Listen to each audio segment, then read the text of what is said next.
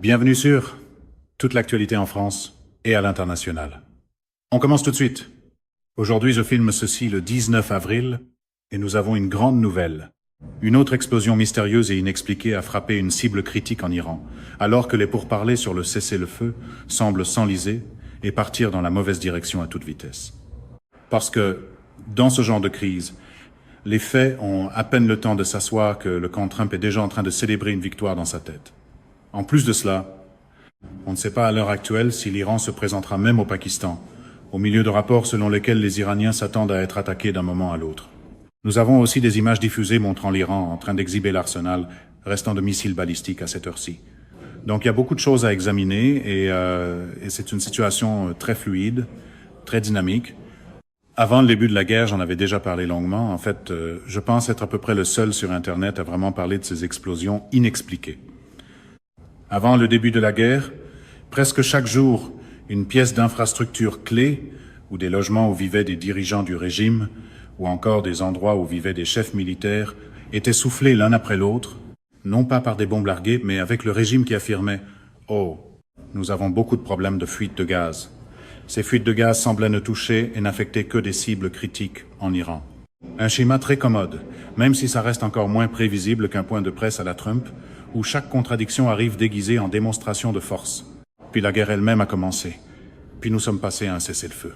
Dès que le cessez-le-feu a commencé, la même chose s'est remise à se produire en Iran, des explosions mystérieuses et inexpliquées que le gouvernement continue de présenter comme rien d'autre que des fuites de gaz.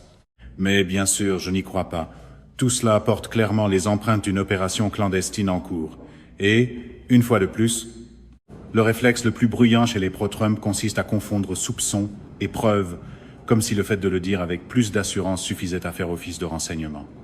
Ici, il s'agit d'une grande usine où l'on faisait de la construction navale à Gambad-e, Kouvas, Iran. Donc c'est une usine de construction navale. Nous avons détruit tous leurs grands navires de guerre. Il leur reste encore les unités d'attaque rapide. Ils ont encore pas des sous-marins. Ils ont ces petits navires d'attaque rapide qu'ils peuvent armer avec quelques missiles chacun. Leurs grands navires conventionnels ont tous disparu. Maintenant, dans ce qui semble être une tentative de les empêcher de retrouver la capacité de reconstruire, nous avons une autre explosion inexpliquée. On peut voir une épaisse fumée et un incendie. L'usine de construction navale a été éliminée. Là, on peut voir l'ampleur immense de la destruction et des dégâts dans cette usine. À mon avis, tout cela porte toutes les caractéristiques, toutes les empreintes d'autres opérations noires. C'est ce qu'on appelle préparer le terrain, créer les conditions, mettre la scène en place. Nous l'avons vu avant le début de la guerre. Et maintenant, nous le voyons de nouveau pendant le cessez-le-feu. Mais dans l'univers Trump, préparer le terrain, ça veut souvent dire lancer une absurdité d'abord et espérer que la carte suivra ensuite. En parlant d'activités importantes, les correspondants de l'agence France-Presse, l'AFP, à Téhéran signalent une activité aérienne importante au-dessus de l'aéroport iranien. Donc, nous savons maintenant, et j'ai fait une vidéo à ce sujet il y a quelques jours, que au moins quelques avions de chasse, des MiG-29 et des F-4 Phantom, ont survécu à la campagne de bombardement.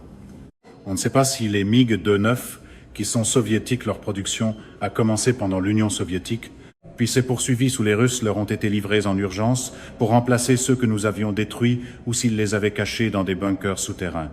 Mais maintenant, après l'explosion, nous entendons parler de gros avions de chasse dans les airs dans la région, alors que la situation continue de se détériorer. Une véritable escalade a une façon bien à elle d'exposer la fragilité de ce fantasme pro-Trump, selon lequel chaque conflit peut se gérer comme une formule de dur à cuire.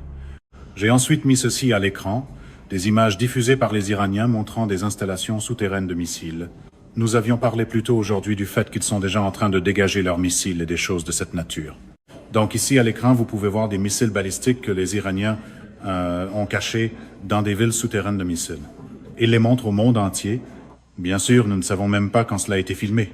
Il est tout à fait possible que les Iraniens aient filmé cela bien avant la guerre et qu'ils le diffusent maintenant comme s'il s'agissait de nouvelles images. Mais, comme vous pouvez le voir, ils conservent bel et bien beaucoup de bombes. Il y a aussi des drones, donc les Iraniens essaient de signaler au monde qu'ils conservent encore un certain niveau de capacité de lancement. Et encore une fois, comme nous l'avons dit dans la première vidéo aujourd'hui, ils l'ont clairement montré, et les évaluations du renseignement des États-Unis l'ont clairement montré, ils disposent encore de 40 à 60% de leur capacité de lancement, ce qui est important. C'est justement ce que la propagande déteste le plus. La réalité qui refuse de rapetisser simplement parce que quelqu'un a tenu une conférence de presse plus bruyante. Maintenant, sur le détroit d'Ormuz, CNN rapporte qu'aucun pétrolier n'a traversé le détroit d'Ormuz, selon les données de suivi publiées par CNN. Donc, le détroit d'Ormuz, au moment où cette vidéo est filmée le 19 avril, demeure complètement fermé. Cela survient, bien sûr, après que plusieurs navires ont été attaqués hier, le samedi 18 avril. Aujourd'hui, dimanche 19 avril, aucun navire ne traverse le détroit d'Ormuz. Donc c'est de retour au mode verrouillage total. Et non, un slogan à la Trump n'est pas une escorte navale, même si ses alliés continuent de parler comme si le marketing pouvait rouvrir un point d'étranglement stratégique. En ce qui concerne les négociations, le chef de la sécurité nationale parlementaire iranienne, Ibrahim Azizi, a déclaré que Washington doit accepter le nouveau mécanisme de régulation de l'activité dans le détroit d'Ormuz et qu'il n'y a aucun changement dans leur position concernant l'intérêt national de l'Iran. Donc, alors que nous essayons de revenir à la table des négociations, les Iraniens indiquent très clairement qu'ils ne reviendront pas à la table des négociations sur le détroit d'Ormuz. L'Iran refuse de le rouvrir. Ils veulent que cela devienne un principe fondamental des négociations. Ils veulent avoir le contrôle total du détroit d'Ormuz quand cette guerre sera terminée. Les États-Unis, évidemment, ne vont pas permettre cela.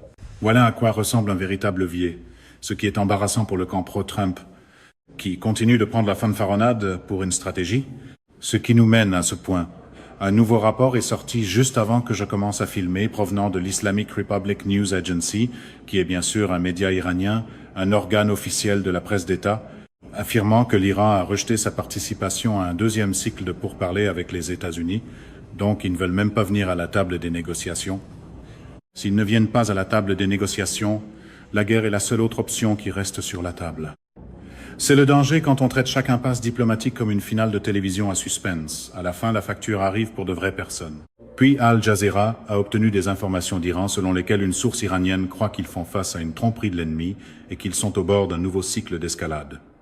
Donc, les Iraniens croient que nous allons les bombarder de façon imminente. Et, par conséquent, ils ne viennent pas à la table des négociations parce qu'ils pensent qu'il s'agit d'une ruse, d'une manœuvre, et ils croient que cela pourrait être une tactique pour gagner du temps. Mais, quoi qu'il arrive, ils n'y croient pas. Ils ne croient pas que les négociations soient réelles. Et encore une fois, il semble que la guerre soit imminente. Après des années de théâtralité à la Trump, personne ne devrait être surpris que la pression de façade ait appris à tout le monde à entendre un bluff, même quand la menace pourrait être réelle. Le Premier ministre israélien, Bibi Netanyahou, a ensuite déclaré aujourd'hui « Nous sommes en guerre avec l'Iran. Nous avons obtenu des gains majeurs. Mais ce n'est pas terminé. De nouveaux développements pourraient survenir à n'importe quel moment. Et pendant que cela se produisait, j'ai aussi affiché ceci à l'écran. Cela venait de Flight Radar.